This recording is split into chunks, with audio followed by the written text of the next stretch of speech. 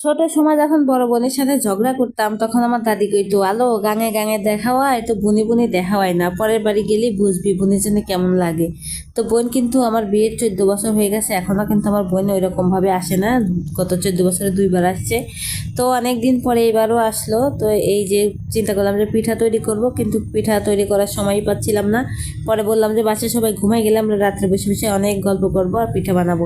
তো যে কথা সেই কাজ, এই যে রাত 3টা পর্যন্ত পিঠা বানাইলাম। আমার মাও দেখি ঘুমাই নাই, আমাদের সাথে পিঠাগুলো ভেজে দিচ্ছিল আর আমরা দুই বোন মিলে বানাচ্ছিলাম। তো মেয়ের বাবা আবার খুবই পছন্দ করে, তার জন্য মূলত এই পিঠাটা তৈরি করি আমরা সব সময়। মানে আমরা গ্রামের বাড়িতে গেলে আমার মা এই পিঠাগুলো সবসময় বানায়, কেননা আমার হাজব্যান্ড খুব পছন্দ করে। তো এটা হচ্ছে 2 রকমের পুর দিয়ে বানালাম, এটাকে আমাদের পাবনায় আঞ্চলিক ভাষায় পাকন পিঠা বলে। একটা বানালাম হচ্ছে নারকেলের পুর দিয়ে, আর একটা হচ্ছে গাজরের পুর দিয়ে। তো মশমশা গরম পিঠা ভেজে তাকে দিলাম, সেও অনেক রাত্রে আসছে অফিসের কাজ শেষ করে, অবশেষে খেলো।